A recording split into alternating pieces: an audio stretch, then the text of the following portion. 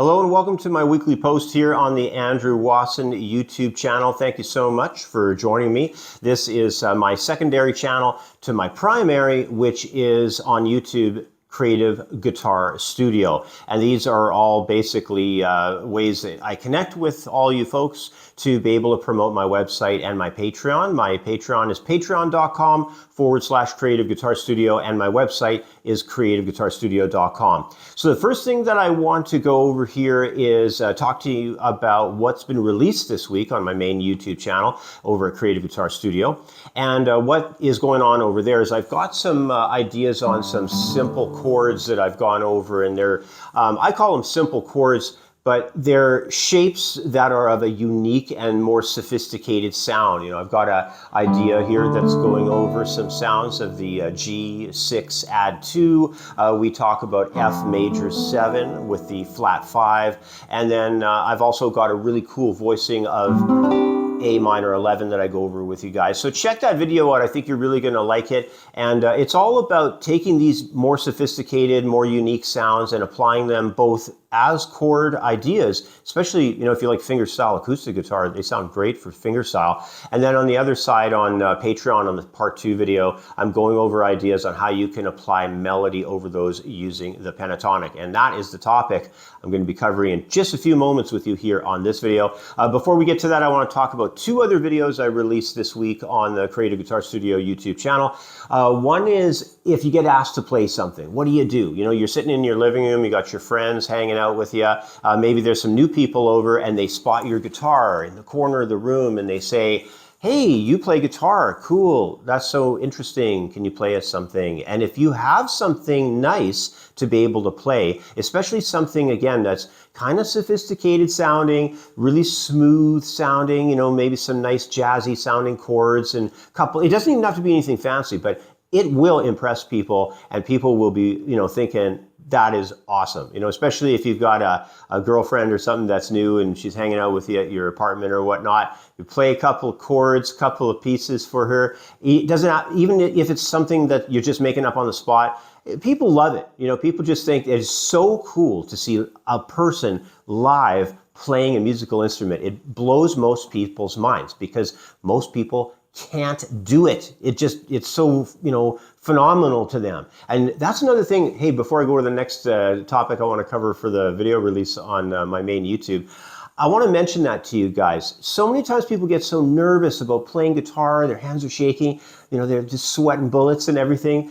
You got to realize when you're playing an instrument, even if you are not very good, even if you're kind of a beginner, you know, it blows people away. It absolutely smokes them. You know, when I was a little kid, I started out playing piano, and my parents, you know, when my grandparents would come and visit, because they lived quite far away. They lived in another town, and they would drive in every summer to visit with us and stuff like that. My mom would always be like, play them something on piano, make sure you have a piece ready to play your grandparents when they come. And I would, you know, try to put something together that was okay, and then they would come, and then I would, you know, play it for them. And they would just be so blown away by my, you know, what I thought was just some pathetic rendition of something on piano.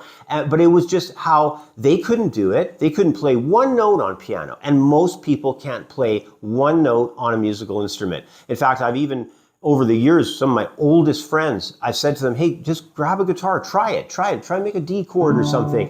And they usually have the same response all the time. And it's just like, I can't believe how hard this is. You know, that's usually what they say. I can't believe how hard this is. This is crazy. You know, so you're blowing people away and whatever you're going to be able to perform for them. But whether it's a top 40 tune that everybody knows or it's some kind of more smooth, sleek, sophisticated tune that you've worked out, ready to go for those people that come over to your apartment or whatnot. So keep that in mind. It's a great video, by the way, that I released, and all the charts and paperwork for it are over on Patreon. All right, now the last video, it was something I put up at the very beginning of this past week, and it was on, it had a funny title. It was like, do this every day for a minute and you'll master triads. Anyway, I have to put those weird titles together because if I'd put normal titles, like if I said, here's all the triads, nobody would watch it. Honestly, I've done YouTube since 2008, and there's a bunch of things I've learned. And that's one of them. You have to put together like crazy titles or people just won't watch them. I've got that one video that has, I think, almost 7 million views. It's called the Spider Walk. It's just, I don't even remember what the actual title of it is. It's the Spider Walk video, you know, where you're doing the spider walk exercise and all that stuff. I don't even know what the title is. I can't even remember. I couldn't even tell you offhand. It's like it's something like I did the spider walk for 30 days and this is what happened. And you know, the titles are stupid, but that's what gets clicks and that's what gets you views. And hey, let's face it, now that I don't teach one-on-one lessons with people anymore, this is the only way I've got to make a living. I got to get those views. I got to get those clicks, man. Anyway, the idea of this lesson on triads that I put out is all about basically getting you to understand, you know, your triad steps for application. There's some great stuff in there if you want to know triads better, and I think it's important because, you know, triads are really, really important on the guitar. You got to get them down. This video really helps you a lot to zero in on what's happening with them. Okay, anyway, guys, let's put all that stuff aside. Let's talk right now about what's going on with the pentatonic scale. Everybody's always like, okay, pentatonic, how come it sounds good? How come when I play a pentatonic, it, you know, has that good flavor? Well, I got about 6 things I want to talk to you about why pentatonic is such a great scale and why it's so valuable to know it extremely well on the guitar. Now, the first thing is pentatonic has no semitones. So when you look at a full scale, like if I take an A minor scale, right? It's got semitones between the 2nd to 3rd, and then again on the 5th to the 6th. There's semitones there. As a musician, you have to be skilled to be able to manipulate semitones and have them work out for you correctly. Some people can do it naturally, not too bad. You know, other people, it takes a lot of training on the full scale.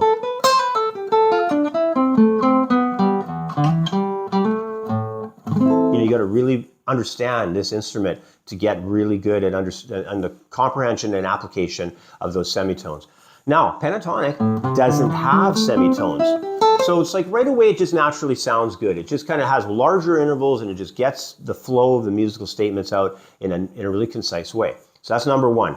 Has no semitones. Number 2, it's a great scale to improvise with, and it stays balanced, and the notes, they all naturally flow, and they have this way about them that, you know, really works well together. So it's almost like when you play a pentatonic statement,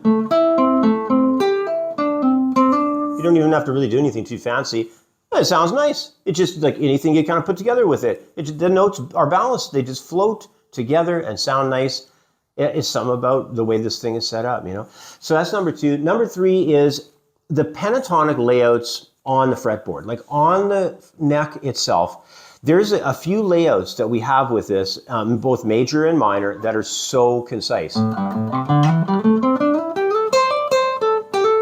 They just scoot along the guitar in these fabulous little kind of rectangular boxy shapes, and they can work. That was minor that I just did. Here's major off of a G. See how that they just connect so well? And there's a flow to them. It promotes slides and position shifts, and it just makes lines sound fantastic. Number 4, the pentatonic scale in itself, like let's zero in on minor first. So minor scale, for pentatonic scale, minor is actually giving you tones with a powerful arpeggio within it called the minor 7 arpeggio. This arpeggio is like a bedrock sound when you're playing in minor tonality. It just locks everything solid, and if you want that connection, you know, minor pentatonic is housing that minor 7th arpeggio. It makes it super strong. Let's go to the next point because I want to just flip this whole, you know, scenario into major. So number 5 would be major pentatonic is also offering you an arpeggio. I'll do it off G again. But the the major arpeggio off of G, it's only a triad, but something cool happens within the layout is we actually get an extended arpeggio. So we would get what's called a major 6. And that major 6 sound is coupled with an add 2. So you put the 2 in, and now you've got the major pentatonic. But that scale, if you really think about it, what it truly is it's a major 6 arpeggio with an add 2. And those tones, again, they create some of the most balanced, real bedrock, foundational sounds that we can have when we're dealing with major tonality. So keep that one in mind. And the last point that I got for you about why pentatonic is so valuable is in the pentatonic, we can develop melody that can function in pretty much any style. And believe me, that's tough when you're dealing with jazz. You know, if you're in the style of jazz, you know, if you're doing like a, let's say a 1-6-2-5 in a jazz, you know.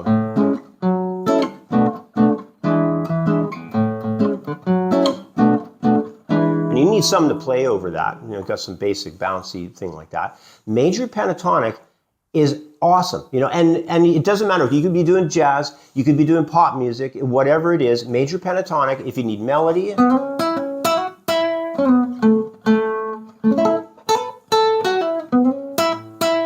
It just sounds so perfect. It's like almost like you can't even hit a wrong note. And you could be playing a jazz progression. You could be doing, well, anything really. I could just run through all styles I could think of: rock, funk, country, R&B, jazz, you know, pop music. The list can just go on and on. All those styles. You know, some of them you may have to use minor pentatonic. Some of them you may use major pentatonic. But all the melody lines, they're based from the notes of the major and minor pentatonics, and they come together and sound fantastic because that scale is so versatile. Whether that's going to be something you're doing as a major system or maybe something more in the minor realm. So anyway, guys, those are like 6 points of why the pentatonic scale is so valuable. It's probably why you hear people use it so often. But, you know, in my courses and everything, like if you go to creativeguitarstudio.com, I got all this stuff laid out over there. Like, you know, there's in the beginners and intermediate and advanced programs, I cover all the details behind what's happening with all the scales, all the arpeggios, the pentatonics included in there. And then, you know, fitting together how everything interlocks, you know, with all these other concepts.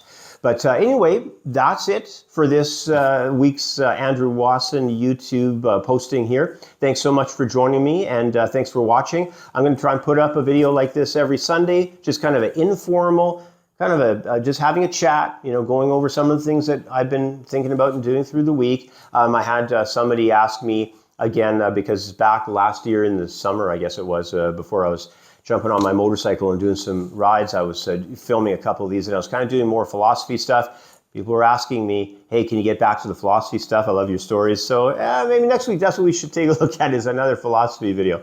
Anyway, guys, thanks a lot for joining me. I'll catch up with you next week. Take care, keep jamming out, keep riffing on all kinds of great songs and solos and that stuff, and play guitar as much as you can, have fun with it, and I will see you next time. With a free membership, you'll be able to access all the free lesson material, including a collection of 6 years of YouTube archives, where there are hundreds of videos, PDF handouts, and MP3 jam tracks.